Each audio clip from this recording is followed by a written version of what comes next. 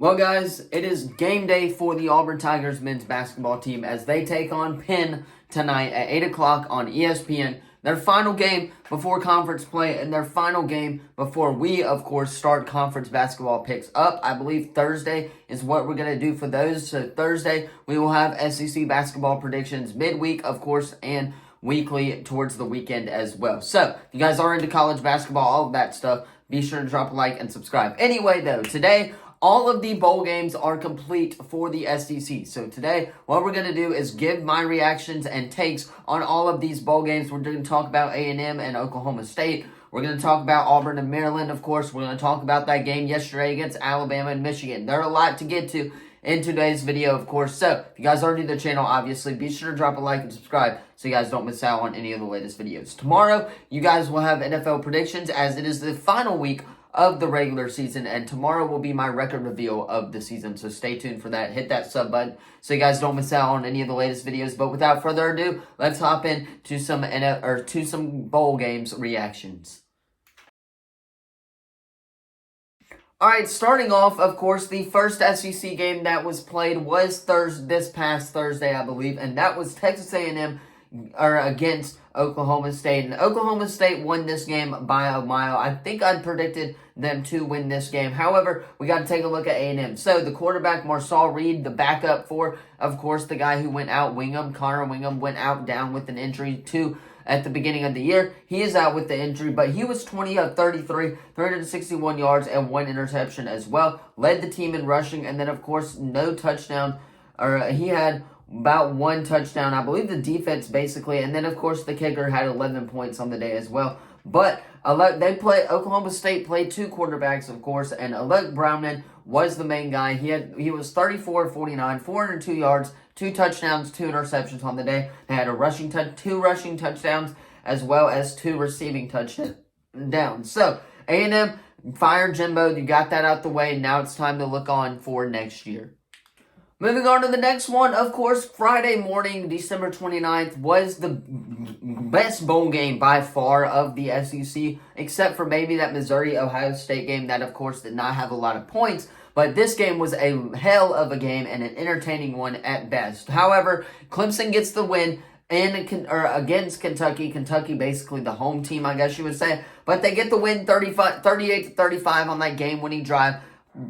So, let's go ahead and look at the stats, though. Cade Korvick, I believe is the last name for the Clemson quarterback, was 30 of 41, 264 yards, 0 touchdowns, 1 interception. They had 4 rushing touchdowns. All of their touchdowns came from rushing. Now, we're going to take a look, though, at the Kentucky side of things. Devon Laramie, I believe is his name, was 16 of 28, 306 yards, 2 touchdowns, 2 interceptions. Those 2 interceptions, pretty much what cost them the game right there. But, however, they do end up falling to the Clemson Tigers, who I said would win this game, and it was a very entertaining game at that. Alright, moving on to the next one. That is Missouri taking on Ohio State in the Cotton Bowl Classic. This was a great game, a great comeback from Missouri. They were down 3-0 at the half, of course. It was a very boring game from start to finish, but they do get the job done. They come back, score 2 touchdowns within the last 5 minutes or so of the game. Brady Cook, though, 11 for 18, 121 yards, 1 touchdown on the day. Struggled a little bit. The rushing, though, Cody Schrager was elite. He was 29 of 128 yards, 1 touchdown on the day as well. And then Luther Burden III also caught 1 touchdown on the day, too. However, Ohio State, they played 3 quarterbacks. Of course, Devin Brown started the game. He went down with an injury, so they put in their 3rd-string quarterback, Lincoln, whatever his last name is, Kowinski, I believe, 6 of 17, 86 yards. Devin Brown, of course, was 4 of 6 for 20 yards before he got taken out of the game with that really bad injury. But Missouri gets a really good win for the program. Of course, they're trying to go skyrocketed, and they may be in the college football playoff next year with the 12-win team. Alright, of course, moving on to the next one. That is Ole Miss and Penn State in the Chick-fil-A Peach Bowl in Atlanta. Ole Miss getting the job done against Penn State, who I thought they would beat, and turns out they did. Jackson Dart, 25 of 40, 379 yards of offense for Jackson Dart. Almost 400 yards of offense and 3 touchdowns. Lit it up against that Penn State defense as well. Quentin Jenkins also rushed for about 106 yards on the day, but the 1 touchdown from rushing came from, of course, Jackson Dart. And then, of course, their number one target was Caden Peterson, I believe the tight end, who had two touchdowns on the day as well. Taking a peek at Penn State, though, Drew Allar came in 19 of 39, 295 yards, 2 touchdowns, 1 interception. This was a great game to watch. But Ole Miss gets the job done, of course, against a Penn State team who cannot compete against anybody. All right, moving on to the Music City Bowl. I don't even know what to say about this game. Of course, positive for the Auburn Tigers. I guess what is positive is that we're getting a bunch of these 5-star recruits to come in and hopefully change the landscape of Auburn football next year, and now we can move on to that officially. However, though, we're in the present, so we got to take a look at this. Auburn, Peyton Thorne struggled. He was not that great. 13 of 27, 84 yards, 1 touchdown, 1 interception. Hank Brown actually came in the game, the third-string quarterback, the true freshman from, I believe, Texas as well. He was 7 for 9, 132 yards, 0 touchdowns, 0 interceptions, of course. But he played really, really well, and you like to see that, especially going into the next couple of years with Walker White, KJ Lacey possibly getting in there on the quarterback rotation. And then, of course, Holton Garner came in, one of 6, not that great for 8 yards as well. But both of those quarterbacks had 1 drive as well. This segment's going to be a little bit longer than expected. However, let's continue, though. Jarquez Hunter was great, 13 of 44 for 0 touchdowns on the day as well. Offense only had 1 touchdown to Brandon Frazier on the day, but the leading receiver was Caleb Burton for 5 receptions for 78 yards. Now, taking a peek at Maryland, now doing it without Talia. The Talia era in Maryland is officially over, but they got some good quarterbacks that can compete. Billy Edwards was 6 of 20, 126 yards, 1 touchdown. And then, of course, Karaman Edge also came in the game, 4 for 6, 82 yards, 1 touchdown, 1 interception. Very boring game offensively for both teams. But Billy Edwards Jr. was the leading rusher for Maryland. 1 touchdown, 13 of 50. And then, of course, I believe kicking had a good chunk of those points with 7 of those points. So Auburn, look to the future as the future is bright. But Maryland, enjoy your bowl win.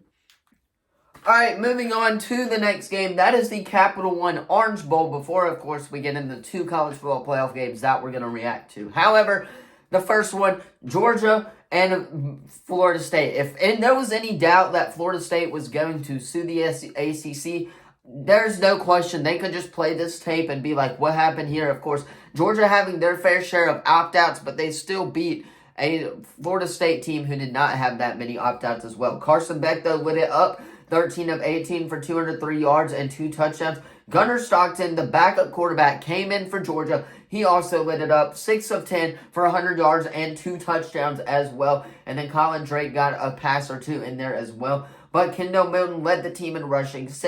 9 of 104, 2 touchdowns. They didn't have their starting running back as well. However, taking a peek, of course, I believe kicking had 10 of those points as well. Florida State side, nothing really to highlight there, but Georgia solidifies why Florida State does not deserve to be in the college football playoff, shown right there, especially with the opt-outs.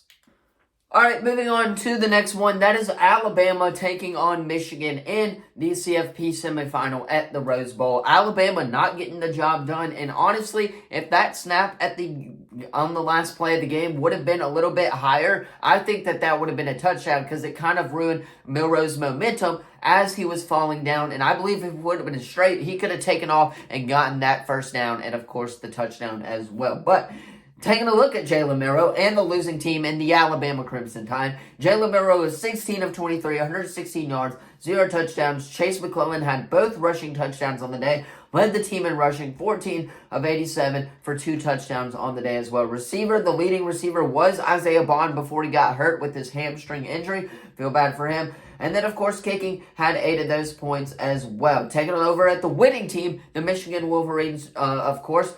Their quarterback, J.J. McCarthy, was 17 for 27, did a little bit better than Jalen, but 221, 3 touchdowns on the day. He got a rushing touchdown to Blake Corum, of course. Reggie Wilson, I believe, or Roman Wilson had a touchdown. Tyler Morris and Blake Corum all had receiving touchdowns on the day. So he utilized his weapons more than Jalen Milroe, and Michigan is now playing for a spot in the College Football Playoff National Championship.